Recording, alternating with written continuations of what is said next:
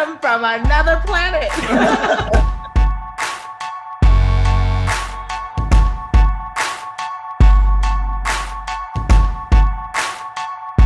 Hey everybody, good to be hanging out in a Zoom since we can't be in the same studio together or the same room together. We took a bunch of questions on Instagram and Facebook. Thank you so much for logging in and asking. So at I'm_Surab on Instagram asks, what's your favorite color? Green. All shades of green. Neon green, army green, grassy green, all of it. I think I gotta go blue.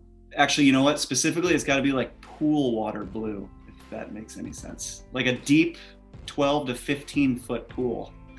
Mikey, what's yours? Black, because no matter how much weight you gain, you always look good in black. Nice one.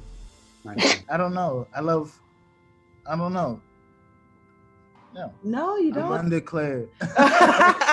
Green. Pick one. Green or black. Green or black? Yeah. Green winner, Sam. You and I have that in Green. common. I love all shades of green. I like green peppermints. I love green. I love all.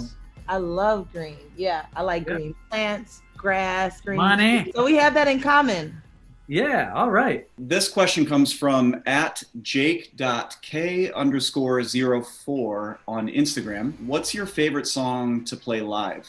Loving a minor key is always really fun because Jimmy steps out, takes the spotlight, which is really hard to get him to do sometimes. Right. And so that one, we've just made a rule that when we start that song, you got to step out. You got to be the furthest one out there, and there's going to be the most light on you. And he owns it every time. And then John and Brie are just animals on that song. I love it. I will always, always, always love 2 Seconds Too Late. It is my favorite song, hands down. I can feel it in my soul right now, and it makes me do this thing that I love doing while we're dancing. It feels great. So 2 Seconds Too Late for me. Johnny boy, how about you? Same. 2 seconds. Hey, let's go.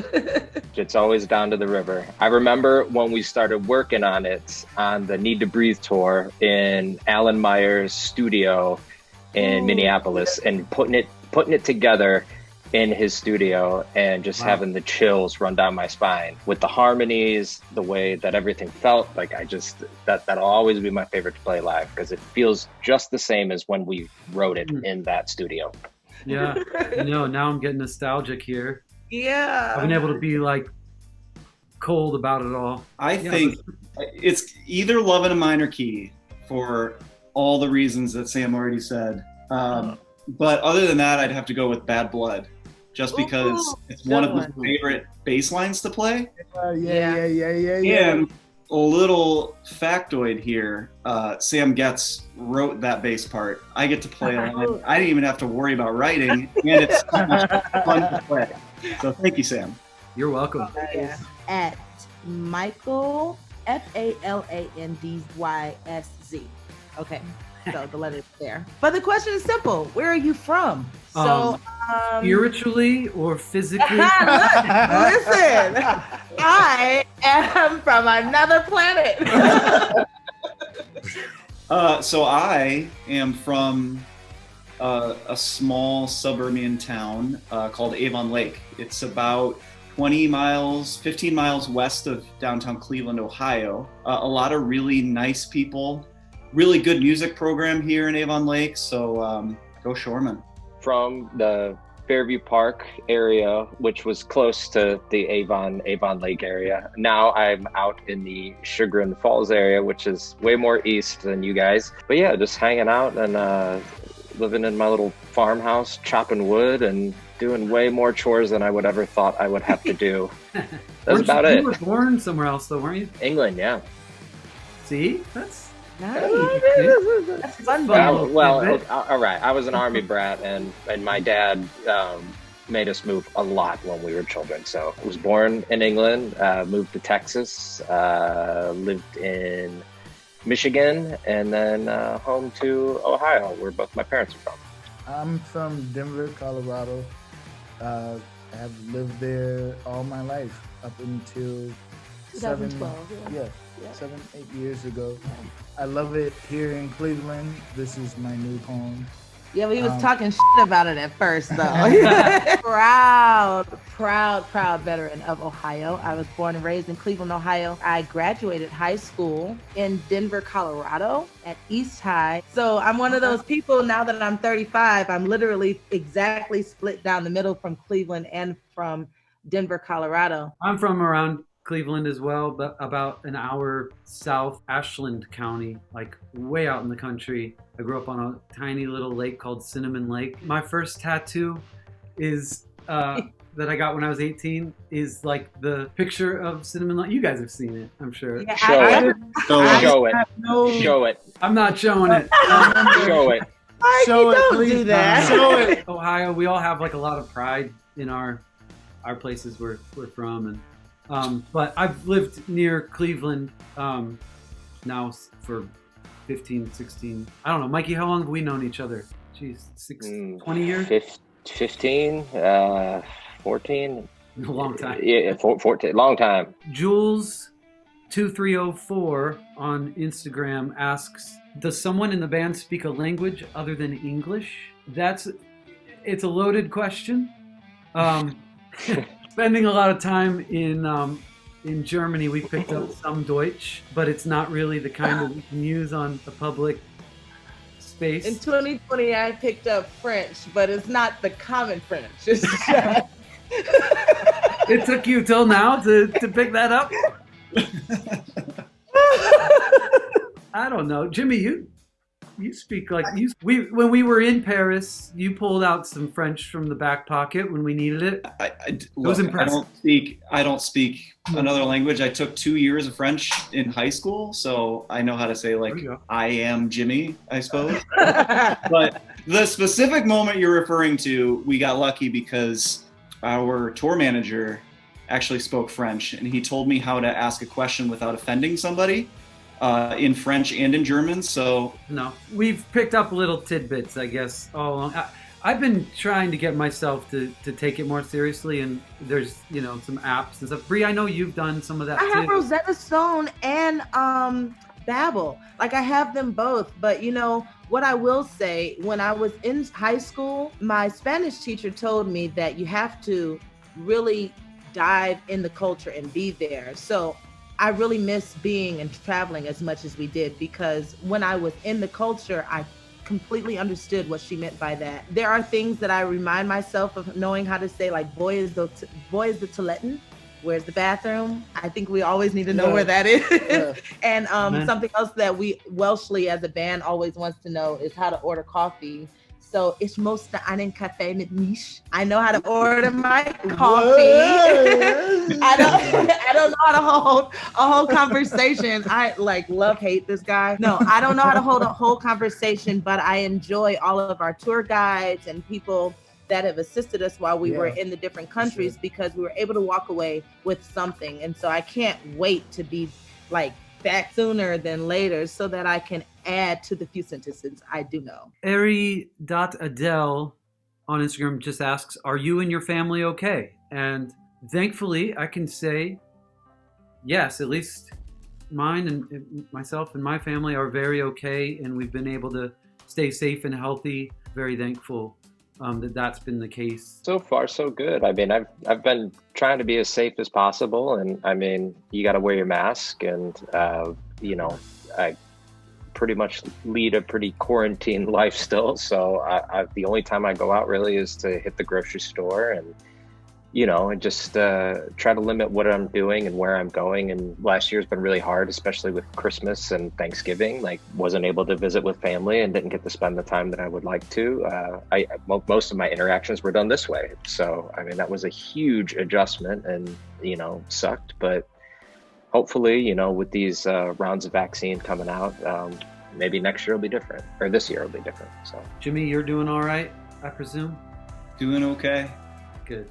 On some levels, it's been really nice just being at home with family. I have a little 4-year-old, and we've just been on the road so much over the last 5 years now, or 4 years, that I missed a lot of that. So quarantine life for me, I've been able to kind of really focus on my daughter and my wife and make up for some lost time there. I do feel the travel. I was driving the boys home from the gym the other day, and I was saying, you want to know, here's something really weird. I miss hotel breakfast. Yeah. Like, I really miss hotel breakfast. And I was telling them, I just want to hear like the workers and the plates and all the silverware just clashing together, because that's just my meditation type of, like, as you guys know, I'm an early riser. So I heard a statement on Instagram that says, you know, more than the Bible, I quote Instagram. Finding the silver lining speaks to me, because I've been given some things that I literally didn't think would come to me for what our unconventional lifestyles lead as far as working. And so being home has allowed us time to have conversations that I didn't even know how to pose with our teenage boys. And it's also allowed me to be in relationship with my mom in a way that otherwise probably would never have come through, being able to be an aid for her as the firstborn and help her in her health. So it was wild. Yes, the road was wild, and there's a lot of things going on in the world, but I'm so grateful for the opportunity for us to all, especially a family full of families. I'm glad that quarantine gave us some time back with ours. Yeah. And so I'm very grateful. This one's from Renata Nessler, and it's, which WA song is the most emotional for you personally? Who knew? For me, that's what I was just like, oh my God. That's one of my most, because I think it was intimate, and it was intimate about a relationship that I wouldn't normally sing about. It was written about my dad. So for me, it's a little different, and it tugs at, like, I don't know, just some emotions that are inside and little things that probably would have never been said or never get said. And then every once in a while, call them up and sing them in front of people. Sometimes that's a little bit emotional. That would have been my pick. Every time we play it, Unspoken, it just, I don't know, it feels different every time in the emotional range. And some nights are just different than others, I guess. But that song in particular always, like, I don't know, makes me feel something, even if I'm having a bad show, or if it's an off night or whatever it is. But anytime we come to that song in the set, like, it just reins it in for me. I do have one more that's, it may be like kind of cheesy or obvious, but Legendary is still a really, really emotional song to me. When we play that, there's something, especially given certain settings that we've done it in, where we might be playing that song in places that are unbelievable to me, that we get the chance to be standing on a stage in Switzerland or somewhere that we just never thought we would get to take our music and be singing a song like that with lyrics like that. And kind of just, it has that, like, kind of power to it. I've got one more.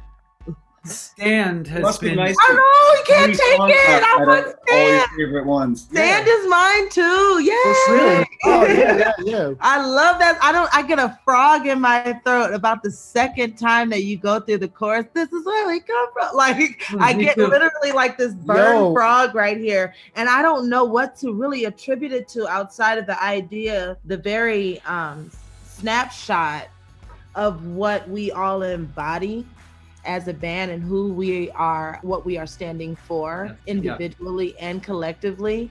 It's it feels good to sing that song, and I love the snapback. I love it. Like, I love the snap of that song. It makes me happy every time. It has multiple, like, impact. It's like, my answer has to be Legendary 2. I connect with that song live. I mean, we played it last on our I think fall tour of 2019, but the way that we arranged it live was to have the crowd sing it back to us at the very end. And you know, when you play a set so many nights in a row, sometimes you can get a little tired of it's almost monotonous at that point. But every single time that moment came and people sing those words to us, I'm completely overtaken with emotion. It's such an amazing feeling to know, you know, like I said, I'm from a small town in Cleveland, Ohio, and I had a part in making a song that people all over the world liked enough that they remember every single word to it. And that feeling is so powerful to me. And honestly, every night it recharges me, and it's like I almost come to tears when that happens because it makes me so happy. So thank you to all. No, I was going to say this is a great segue to just thank anybody who's watching this video and has supported us in some way, coming to a show, buying or streaming the music, singing along with us at a show, anything, telling your friends about our music. All of that means so much to us, and you're the reason we do this. And so I think Jimmy hit on it perfectly in that those are the emotional moments in our show is when we feel that reciprocal love. It's seen and felt and appreciated. So thank you all so much for kind of being a part of this journey with us.